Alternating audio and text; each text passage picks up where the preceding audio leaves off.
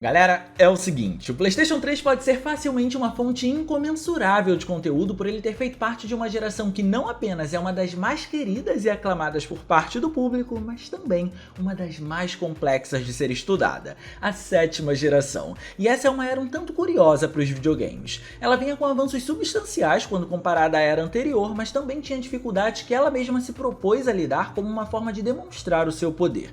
Não à toa, o PS3 envelheceu muito bem, porque diversos jogos se executaram de maneira eficaz nele ao driblarem ou superarem essas dificuldades que ele mesmo se propôs a fazer. E quando me refiro a dificuldades, não necessariamente estou me referindo ao fato do console ser difícil de se programar, que normalmente é o que a gente mais ouve falar no meio da internet quando o assunto é ele. Eu estou falando de desafios que foram colocados pela própria desenvolvedora do console e, consequentemente, pela indústria e pelo público na expectativa. Um deles é o 1080p. Por isso, verificar quando esse desafio é superado é a nossa principal tarefa do dia de hoje ao olhar a parte técnica do console em paralelo à dos jogos para ver se ele de fato consegue superar esse tipo de obstáculo. Mas claro, antes da gente continuar, não esquece de clicar no gostei porque isso ajuda pra caramba e de quebra você faz a boa ação do dia e se inscreve no canal ativando o sininho das notificações para não perder os vídeos de terças e quintas às 19 horas.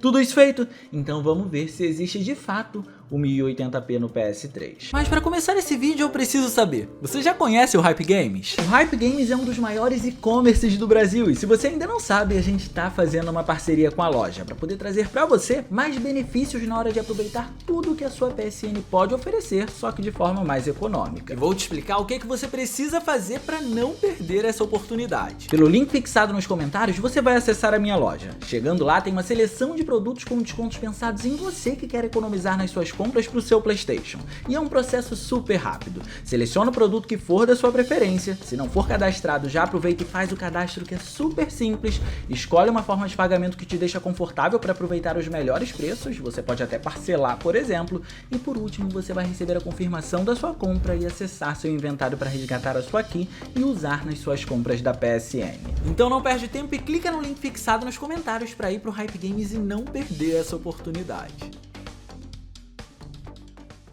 Para começar, uma coisa é certa, o PS3 de fato tem muitos casos que utilizam o 1080p e você provavelmente não sabia, porque na verdade essa é uma resolução que ampara muitos jogos com visuais mais simples considerando a geração em que eles eram inseridos e que por conta disso acabaram facilitando a vida dos desenvolvedores na hora que eles foram aplicar esse alto padrão na contagem de pixels. Tanto é uma prova disso, é que esses casos suportam com muita facilidade, eu diria, até as altas e incríveis performances em 60 quadros por segundo, independentemente de estarem com esse alto padrão de resolução. O que hoje em dia, olhando para todo o histórico da Sony nesse período, não é algo de se espantar porque ela já veio se inserindo no mercado entendendo que as novas TVs da época estavam se popularizando com força e que dominariam a indústria. E alinhado a isso, ela tinha uma necessidade muito grande de mostrar o poder do seu novo videogame, fazendo com que o padrão mais alto fosse o seu principal alvo naquele período. Por isso, pessoas que tivessem acesso às tão enaltecidas para a época TVs em 1080p iriam aproveitar o melhor da qualidade de imagem.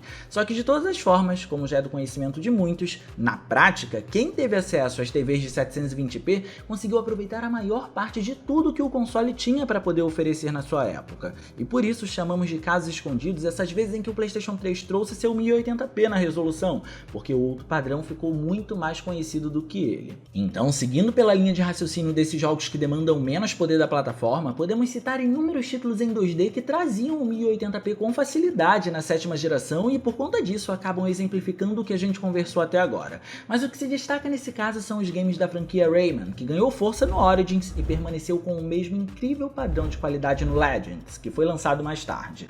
Ambos consagram a Ubisoft ainda no seu melhor período quando se fala de propriedades técnicas para poder utilizar em seus jogos. Aqui a tecnologia utilizada foi Ubi Artwork, que tinha como responsabilidade trazer visuais em 2D ao longo de elementos em plataformas com um alto padrão de qualidade e, não menos importante, é claro, de performance. Ou seja, já para tirar do nosso caminho, preciso dizer que sim, estamos falando de jogos que se executam em 60 quadros por segundo ao mencionar essa saga. O interessante no caso de Rayman, no entanto, é que ele brinca com visuais e como consequência diverte o jogador também, ao trazer diversas camadas para enriquecer a experiência nos ambientes, mesmo que essa experiência seja em 2D. E todas essas camadas são fortemente amparadas pelo recurso de Parallax Scrolling, apoiando a sensação de movimento e progresso que se tem ao se movimentar pelo cenário principal, visual, que é o único que você consegue ter acesso necessariamente. Só que isso, quando é combinado com o primeiro plano, que é o que você tem acesso para se movimentar, acaba gerando duas sensações visuais.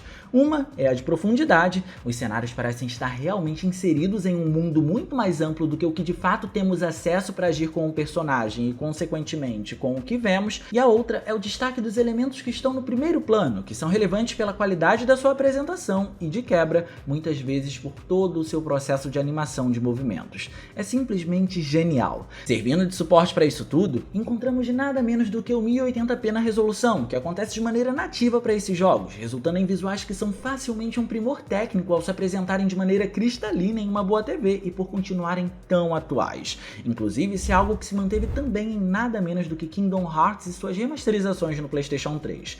Quando olhamos para o Remix 1.5 e para o 2.5, encontramos a remasterização de diversos jogos da franquia Kingdom Hearts, que embora se apresentem de maneira similar no PS3, acabam chamando a atenção por motivos diferentes. E vou enumerar os motivos de acordo com os games que os destacam, beleza? O primeiro motivo é relacionado ao primeiro jogo. Esse é o que de longe merece mais mérito, por ter uma base visual tão consistente mesmo sendo o mais antigo da saga, que não importa quantas gerações passem, vai continuar sendo jogado pelo menos pelos seus aspectos visuais. Eles não são um problema, seja no próprio PS2, que foi sua plataforma de origem, ou em qualquer outro console, tendo em vista que existem remasterizações. No entanto, aqui foi feito muito bom uso disso para retrabalhar alguns elementos que incluem a interface, padronizando o game para um período mais recente e considerando, é claro, o novo padrão de TVs que estava se estabelecendo no mercado. E como sua estética foi intocável, o resultado é fenomenal, trazendo só elogios para tudo isso e para todo o esquema de animação dos personagens aqui também. Já o segundo motivo é relacionado ao Chains of Memories. Esse jogo na verdade foi lançado originalmente para o Nintendo DS, depois refeito para o PlayStation 2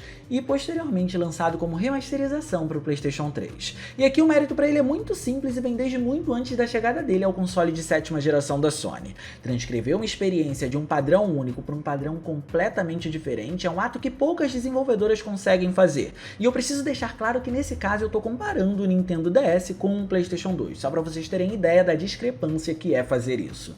Por isso há um grande mérito nesse caso, porque o jogo é extremamente original no PlayStation 2, mas não deixa a desejar em nada para sua primeira versão, que também é aclamada considerando o portátil em que ele foi lançado. E claro, no remaster, isso é ainda mais valorizado pelas mesmas razões que citamos no primeiro motivo. Só que o caso mais interessante mesmo está no terceiro motivo, que é associado ao Birth by Sleep, que faz parte da coletânea 2.5. O título é na verdade do PSP e foi trazido para cá de maneira remasterizada, e considerando as limitações do portátil da Sony, a remasterização foi tão bem feita que ele se mantém não apenas atual para os dias de hoje, considerando todo o seu conceito estético e imagético, como também não fica perdido no meio dos seus irmãos. Dessa forma, com tantos elogios, eu acho que fica claro que estamos falando de 1080p nativo sem problemas aqui, né?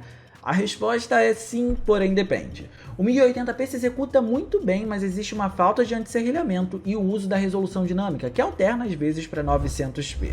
E por isso, essa coletânea, além de abrir margem para a gente esclarecer um ponto sobre o 1080p do PS3, também deixa claro que estamos aumentando a dificuldade para o console. Então tá na hora de esclarecer esse ponto citado para a gente começar a esmiuçar melhor a dificuldade em si. Depois de perceber que era problemático trazer títulos até em 720p para o seu console, a maneira que a Sony encontrou de se manter com esse alto padrão de resolução foi se focar no 1080p para alguns dos seus jogos exclusivos, que em sua maioria nesse caso, como a gente já começou a ver através de Kingdom Hearts, foram remasterizações. Isso tudo para não comprometer a qualidade da sua lista de jogos que só podiam ser jogados aqui. E jogos de uma geração anterior são os mais fáceis de fazer isso, né? Digo, portar para uma resolução mais alta, agora se aproveitando de um hardware bem mais eficiente, acaba sendo mais fácil. Pelo menos na teoria, porque depende. Se focando nessas remasterizações, olhamos para as duas que são essencialmente problemáticas para poder trabalhar esse tipo de assunto, que são as de Ico e Shadow of the Colossus.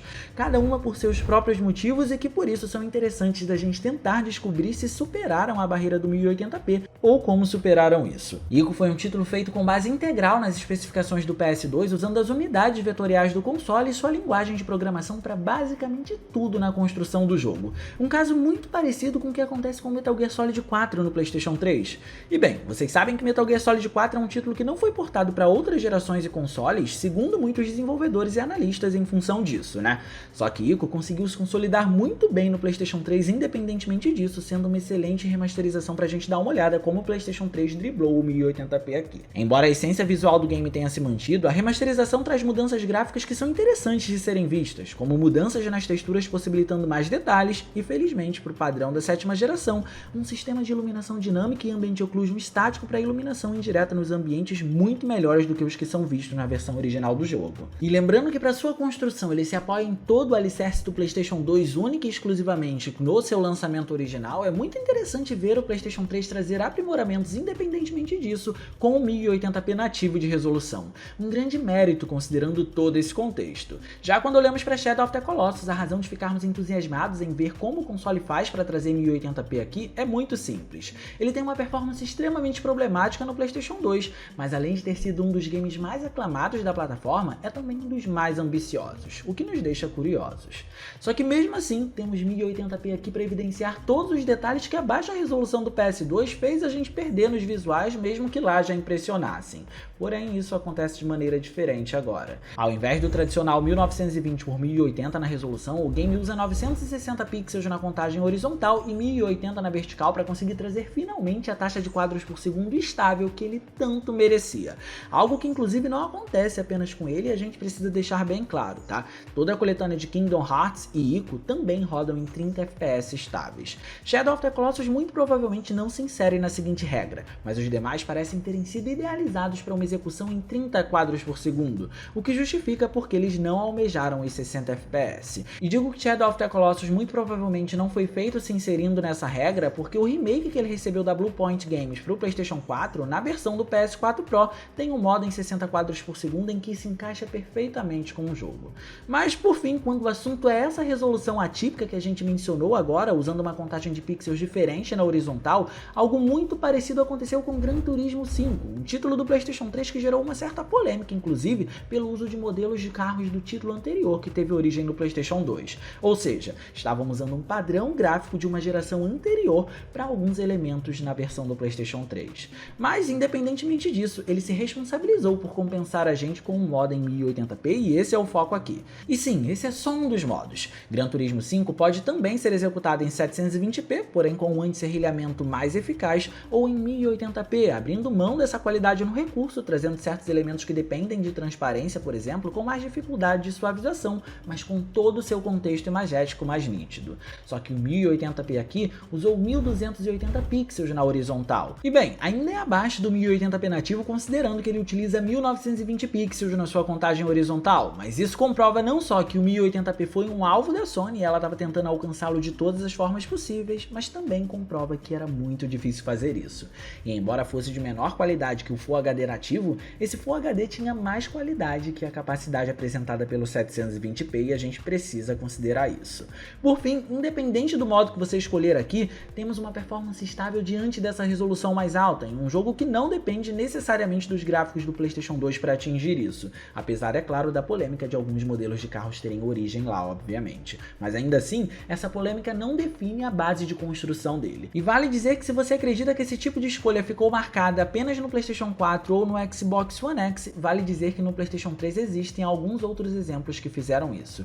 Como por exemplo o caso da remasterização de Final Fantasy X, que se executa bem em ambos os modos, mas teve todo um trabalho tanto nos gráficos em 3D, como também nos elementos pré-renderizados que ele utiliza para esse padrão mais alto de resolução, evidenciando todo o seu potencial e comprovando que, assim como Shadow of the Colossus, ele foi um dos títulos mais ambiciosos do PlayStation 2 e que se mantém bem até os dias de hoje. No entanto, também tiveram muitos outros casos problemáticos que não conseguiram driblar as dificuldades implementadas pelo PlayStation 3 para poder alcançar o seu foco e revelam mais da capacidade do processador do console e da sua placa de vídeo. Um assunto que, para não perder, você precisa ficar atento aqui no canal, porque a gente vai falar sobre com toda certeza.